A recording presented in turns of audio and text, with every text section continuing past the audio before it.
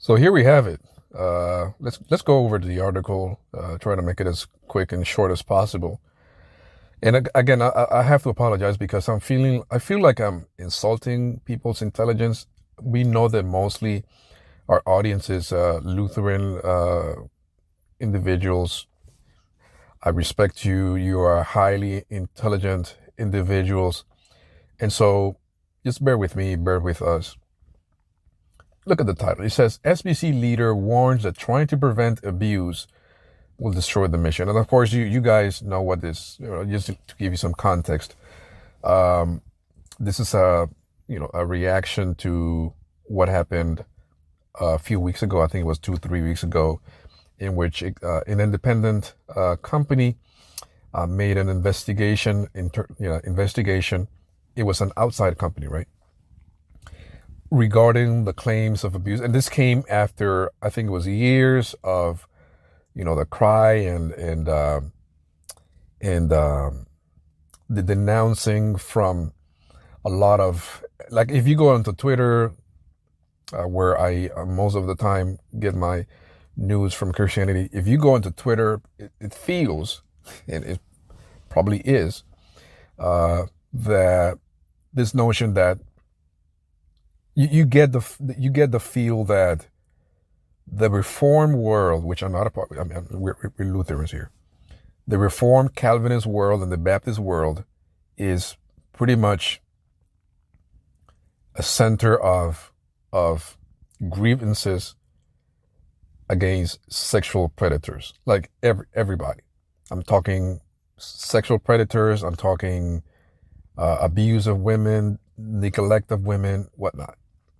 And so after all of this years, maybe decades of buttoning and suppressing all this stuff, finally this institution came out, made an investigation. The reports were just horrifying. A lot of people have made comments about this. And I guess now guys like this lawyer, Joe Knott, and by the way, I do not know if, well, they claim here that he's an SBC leader. So I guess he's not only a lawyer, but perhaps he's a deacon or something of that. But the first thing that jumps out, and this is the reason why I sort of apologized at the beginning, was that, to make the claim that to prevent abuse will destroy the mission. I mean, the idea that protecting your people, your children, women who have been, let's say manipulated or just straight up raped, touched, molested, groped, you name it, is going to destroy the mission. Well, let's put it this way. If you believe that you can play God, fool God, and hide under this idea is that your denomination is what really matters here, that if you do what's right, and first of all, if you read the scriptures and you don't come out of reading the scriptures sort of understanding and acknowledging that God is, so the mission is, of course, you want to preach Christ, you want to baptize, you want to teach, all of these things, but it is to, as a body of church, you read the Gospels, read Paul, the letters and stuff. It is very clear that he's also protecting people from being bamboozled by false teachers. Like the idea that you would protect someone's spirit, someone's soul, and not care about their physical being, about their integrity, physical integrity, not care about their well-being, and something as basic as abuse. And and you feel that, that, I guess that shows you the level of the arrogance, the disconnect. I'll say it out loud, flat out, straight up. If you cannot, some denominations should just stop existing. God is not bound, or he has not made any type of promise to make any denomination be the end all be all, if we end, if that denomination ends, then Christianity is over. You're delusional. You're out of your mind. So look at the second line. Because North Carolina lawyers Joe Knott said that the SBC should focus on fighting sin rather than addressing issues like abuse. And I asked my friend, I asked Lex in private. He hasn't responded yet. He was asleep, I guess. Fighting sin rather than addressing issues like abuse. Isn't the abuse of another human being sin? Isn't? This is what happens when you are completely delusional, like off your rocker. This type of denial shows you the level of sin, the callousness. The scripture speaks about the seared conscience. You're looking at it live. When someone makes a public comment, right, like this, let's not jump into conclusions. Let's move on. Here's the part that I wanted to focus before I start reading from the top. He says the committee members were meeting to consider, this is what was happening. Committee members were meeting to consider several recommendations arising from a recent report on how SBC leaders have responded in recent decades to sexual abuse in their churches and in other institutions. The report, made by third-party investigation from firm Guidepost Solutions, found that leaders at the executive committee had focused for decades on trying to protect the SBC from liability for abuse in local churches. And so let's go back to the top. This is the context that we're talking about that I kind of mentioned at the beginning. Yeah, look at this quote. He says, I am terrified that we are breaching our long-standing position of being a voluntary association of independent churches when we start telling, flashbacks. When we start telling churches that they should do this or do that to protect children or women. Brother, I'm sorry, man. You, Joe Knott, you have it all wrong. You have it all wrong. Straight up. Look, I don't know this Joe Knott individual. I wish you the best. There's of course nothing personal. I don't know you. But you look at the word. Terrified. Was he terrified? If any one of you knows. Again, of course, I'm not a Baptist. But correct me if I'm wrong, or point me to anything that he has said regarding the victims. And if he's used language like this, I am terrified. Why are you terrified? Is he terrified over the abuses that were happening for decades? Is he terrified about the embarrassment? Is he terrified about potentially the damage that this might cause to the name of Christ? The fact that a lot of people, this is going to be a stumbling block. They wouldn't want to have anything to do with Christianity. That the name of God is being blasphemed because of this. No, he's not terrified over this. Not that I know of, and you will, of course, point me to that. Please, do it. He's terrified that we are breaching a long-standing position of being a voluntary association of independent.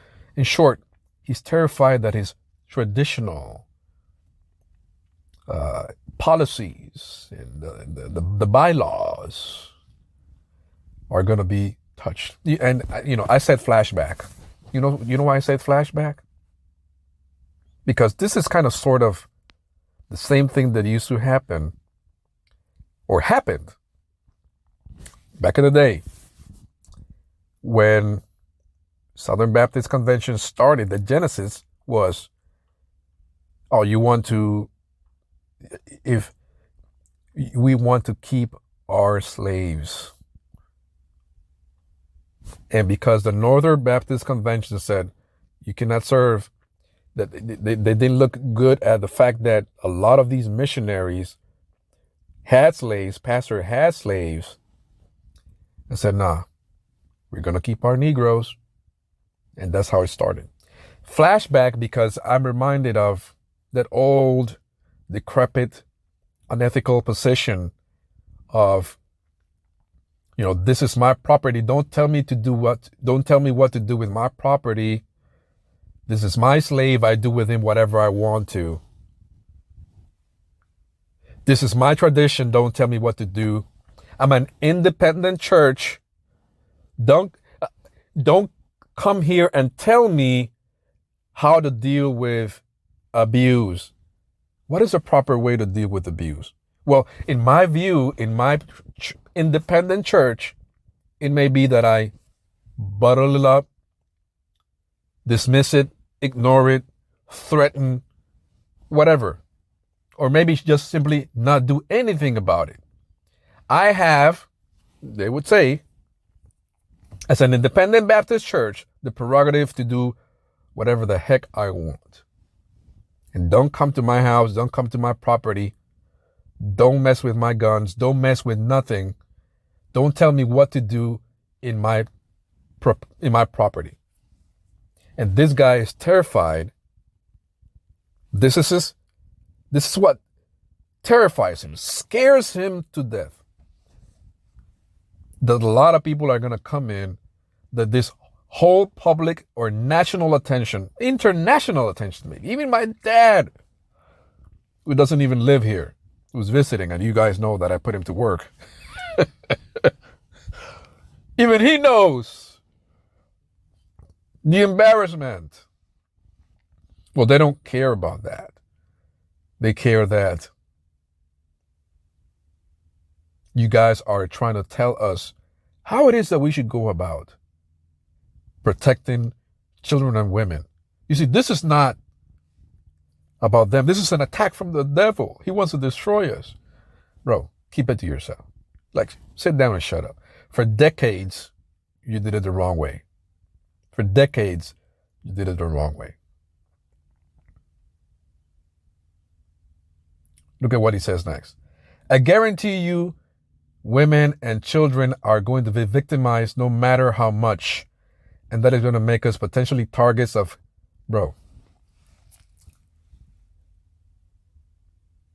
Sin is going to continue to exist, of course. And here's the hypocrisy. If your house, if Joe Nutt's house was robbed, he wouldn't, or his car, or, his business was robbed, or whatever. Someone in his family, God forbid, was assaulted, killed or something. I wonder if he would jump and say, you know what?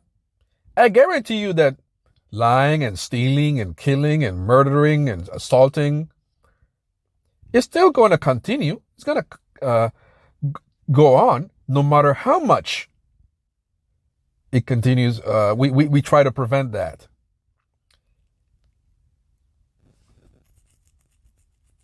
And that's the thing that, a lot of people, that's just illogical. That's evil.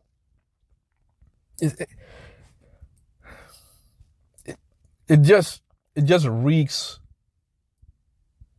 like a desperate attempt to hold to power. That is the bottom line. This is what's going on here. This is not, jumping to conclusions, but to me it's quite evident. I fully do not understand why anyone, after what's going on here, like if you're serious about your soul, if you're serious about beauty, truth, Christ, trying to understand history, the tradition that you're in, your kids, why would you, I understand a lot of people have their attachments, right? They grew up, grandma was part of this. My dad was part of this. I was listening to an interview with Dr. Russell. I forget his last name, but he was the director. Russell? No, it's not Russell. Russell Wilson is a quarterback. Russell, I forget his last name. He was the director of ethics or something like that for a long time. Southern Baptist from his inception. Parents, grandparents, you name it. Here in the South. He ended up leaving the tradition. I don't know where he's at now. He's still a Christian, but he left. And I'll never forget in the interview that he was talking about, he said, his wife said that if he continued being part of that, he even mentioned that he brought one of his kids, his boys, to the meeting that they were having. And leaving the meeting, the child said, Dad, why are we even a part of this? Like, what? We don't need this.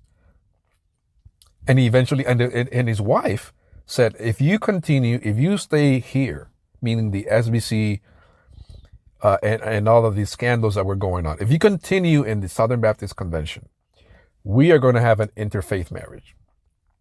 I.e., I'm not going to divorce you, but I'm not going to continue going to this church. I'm going to join some other tradition. You can stay over there. We'll have an interfaith marriage. And that's, you know what? I respect that. That's what serious people do. I've seen the nonsense, and I've been one of those guys. Fighting, when I was back in my country, fighting over a church, and it was going down, and just the bad stuff kept piling up, and you just have to say, you know what? Doctrinally, this doesn't make any sense. Ethically, publicly, it doesn't make any sense. It's time to go. I would encourage you. If you're a serious person and you are trapped in this Baptist stuff, this scandal, where their leaders are telling you that they care more about their power, their money, their tradition, which is an insult. This is about people. This is not a corporation. This is the body of Christ. And of course, we know that there's a organizational stuff that we have to take care of. There's the bylaws and stuff like that. When something scandalous like this comes out and you're still talking about tradition, look, tradition should be the last thing that should come to your mind. If you respect yourself as a leader and you respect those that you're serving, you don't say stuff like that. You just don't say. And it just also leads me to think, if this is a thing that they have the boldness to talk about in public, what were they doing in private? Lord have mercy. But you know what? Even within a group of individuals that are calloused, sort of delusional, out of touch, tone deaf, whatever you want to call it, there are still individuals that have a little bit of empathy and love for those who are, for the little ones, right? For the weaker ones, those who are going to pay the price. So at the end of the day, the victims of abuse are the ones that have to go back home and deal with the trauma, deal with the pain. They have to live with those emotions. They have to live with those memories. The relationships moving forward are going to be wrecked. It's hard for them to trust. I've met certain of these individuals, and it affects your partners. It affects your family members, the recurring nightmares and that kind of stuff. I've been privileged enough by God that I've been placed to work in a medical institution. I work as an interpreter, and I've had more than a handful of occasions in which I've had to translate for, Hispanic individuals that are speaking to their therapists and whatnot. And I've had to hear all kinds of, heartbreaking things. Are we talking about people in their 30s or 40s and they're still dealing with what daddy did, with that kind of stuff? So we thank God for guys like Pastor Roland Slade.